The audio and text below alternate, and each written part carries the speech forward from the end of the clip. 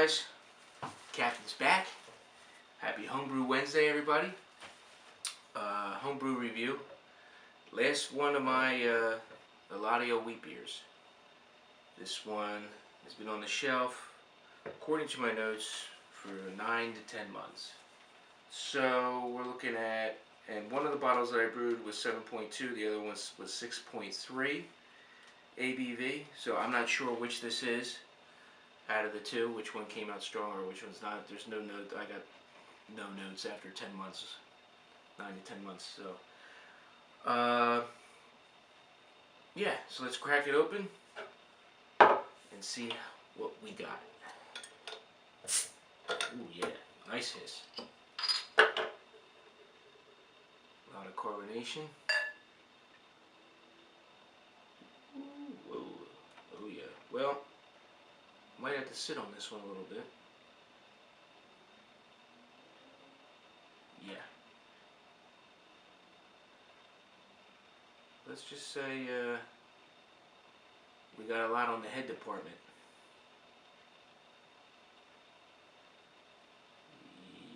Yep. I'm gonna stop there. Yeah. Would you look at that? We got about a over a hand's width length of head.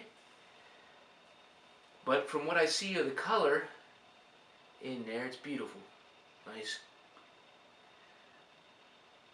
goldish, amberish color, similar to the other one that we did. If you want to look back down below in the cup, maybe I'll put a link down below, hopefully, if I remember, to the other tasting of this beer. It's the same type of beer, except the only thing that was different was one of them was used with I believe some Munich malt was thrown in this with the steeping grains. I have 5 ounces of carapils and a pound of white wheat that was used for the steeping grains. So give it a sniff. Oh yeah, plenty of aroma on this, even through all the foam. I've used an ounce of Tettnang hops plus whatever the hops that the Cooper's kit puts in their kit. So I'm gonna have to wait for this to die down a little bit. But with this beer, I'm interested because my other beer is gonna be due. The other wheat beer that I just brewed on the last video that I did, we're gonna have.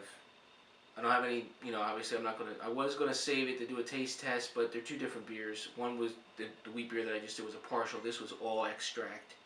And so I'm doing it pretty close to when I'm going to be tasting the next one for the initial taste test and seeing how the carbonation's coming. So we'll see, compared to this, which one I like better, obviously. The new beer was obviously a partial extract with most of the brew coming from the grains, not just that, it was just 3 pounds of extract. This had a lot of extract. This had 3.7 pounds from the Cooper's kit of LME and 3.3 pounds of Bavarian wheat LME, and then another pound of amber dry malt extract. So, yeah, we're talking, that was all extract. And that's why I think it came up with such high gravity with the ABV. But yeah, so I'm going to see if that's the route I'm going. I think that what I'm going to start leaning towards, guys, is doing partials, partial mashes, partial mash, partial extract, whatever. I think I'm going to get more better flavor out of the grains. Obviously, that's a step up from all the extract that I've been doing. So we'll see. We'll see how it all comes out. So we're going to take a taste test here.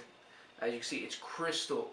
For a wheat beer, I mean, normally you would see some haze, but I could see through this thing. I could see through this thing. I don't know if you guys can even see that, but it's like, let me see if I can get my flashlight. Just a second.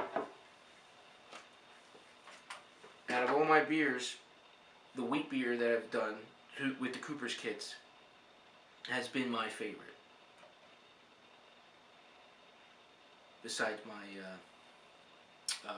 porter that I do. I love my dark beers. So I don't know if you guys can see that, but it is crystal clear. Bubbles going up. Beautiful, beautiful, beautiful beer. So we're gonna give it a whirl. Cheers. 17. Happy Homebrew Wednesday.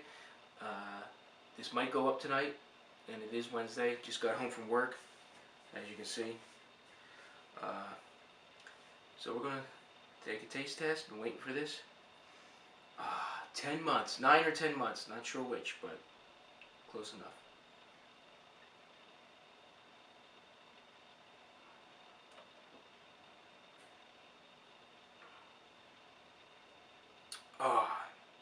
That's awesome. Even for an all extract, it's sweet. It's probably from all the residual sweetness from the extract, but it has a bite to it. You know, there's some bittering hops in there, I guess, from the base kit. And I can smell the Tetnang hops. It has that, and from the yeast I used was Hbw-Eladio'S, and that's what I used even in this new wheat beer that I did. And it gives it that clovey flavor, I want to say. Alright, I think that one of the descriptions on their website, when I was looking this up, it's either if you brew it at a higher rate, you're going to get a banana type flavor, but I've never got any banana. I've only gotten that like clovey, type smell and taste.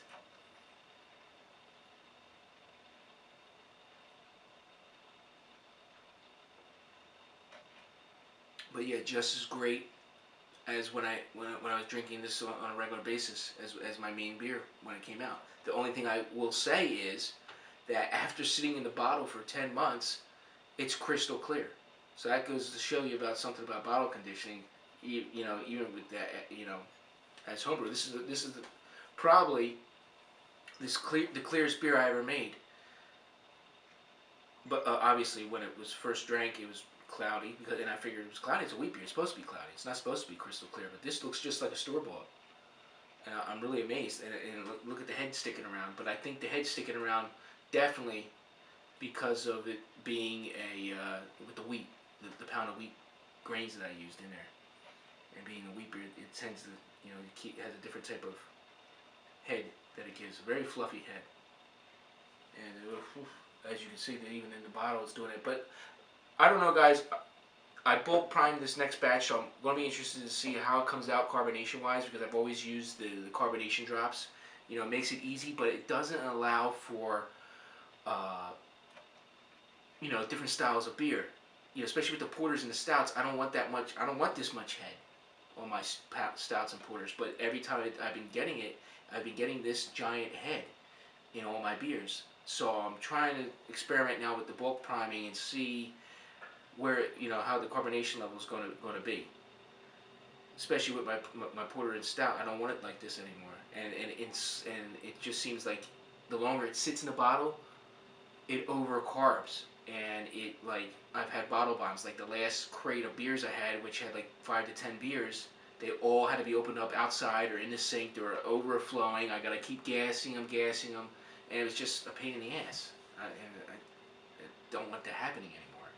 So I'm going to cut out with the carb drops, try the bulk priming this round, see how it goes, and if it comes out good to where they're like, you know, just a little head or, you know, whatever. I mean, even if it comes out like that type of head, I'll be great. Not this big old thing or to where, okay, a month from now when I go to open up a porter, it's overflowing out the door.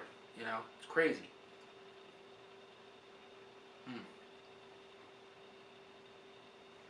But this really came out good. So guys, I'm going to try to keep it a little bit short. 10 months in a bottle.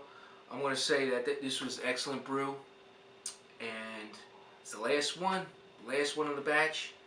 And it's one of my favorites. Alright guys, I don't know what my final thought was over there, but the daggone camera killed out on me. So I was just trying to say that this was one of my favorite brews that I did. and that it came out really well. And I'm hoping that the next beer that I just did will taste just as good. So we'll see you on the next one, and keep your mugs full. And remember, let's set sail.